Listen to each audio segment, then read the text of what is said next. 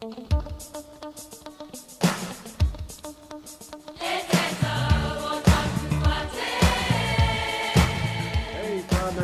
back. E tino toki koutou, putting the tea hay back in your Māori order. Yeah, that's the way whānau, mixing it up with te reo, with your hau order, a little bit of everything.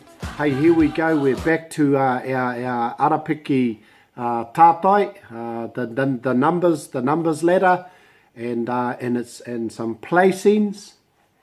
And in this lesson, being volume 3, we're going to introduce a simple colour. So a simple colour for each rākau, coinciding with a number, and its sequential placement. So where it's placed, say first, second, third, fourth and fifth and so on. So I'm going to go along quite quick. As you know, we've had these two first lessons, but we'll just reconsolidate what we've run through just to get the reo flowing, okay? So I'll crank along so we can keep the video nice and short. Te Arapiki Tätai. Join in with me, whānau. We're counting to 10, pretty straightforward. Then we're going to do the placements. Here we go. Tahi, rua, toru, wha, rima, ono, pitu, waru, iwa, tekau, tekau, ngāhuru, rite tonu. Ka pai. Can hear you out there. Sounds awesome. Kia kaha. Remember, it's te reo Māori, so kōrero mai. Jump in with me. We're going to go through the placings now from introducing the prefix tua, tuatahi, tuarua, tuatoru. So here we go, whānau. Jump in there. Jump on board. Timata, tuatahi, tuarua, tuatoru, tuapā, tuarima, tuaono, tuapitu, tuawaru, tuaiwa, tuangāhuru.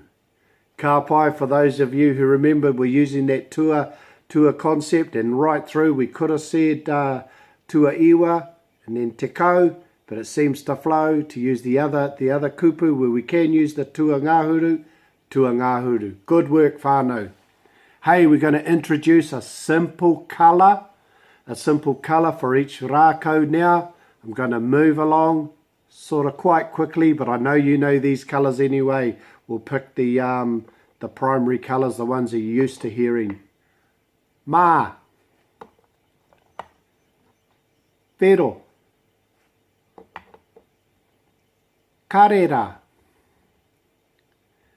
māpero, kōwhai,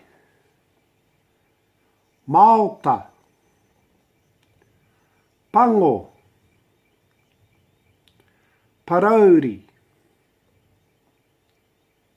kahurangi, karaka.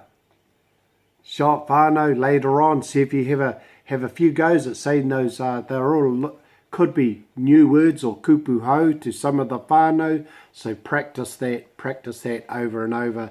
Those three concepts: counting from 1 to 10, the placements, tuatahi through, and then the colours. Practice that, and then the last part of the exercise. Now I'm going to put it together. Going to go quite quick, as you know. These are like consolidation videos I've been sending you to go with the lessons. So you might like to take an online kanohi to kanohi lesson with me, even a complimentary one. Also, you might take time to join us in some weekly classes that we're having, and eventually we're putting together some courses as well. So this is just some support resources. So here we go, going to string them all together, the number, the placing, and the colour. Little sentence for you. Ko mā te rākau tuatahi. Ko pero te rākau tuarua. You got it, whānau. Ko karera te rākau tua toru. Ko māpero te rākau tua whā. Ko kōwhai te rākau tua rima. Ko maota te rākau tua ono.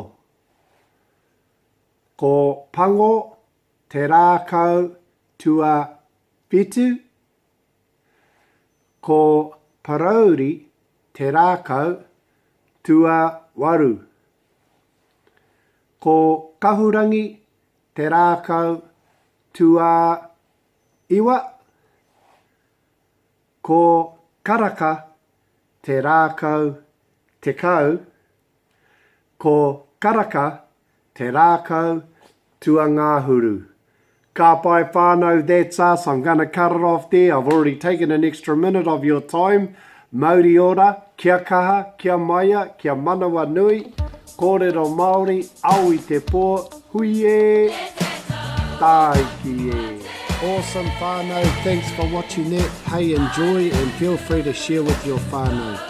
If you're interested in any other online tuition, support, coaching or classes, drop us a line to the email below. Shop whānau.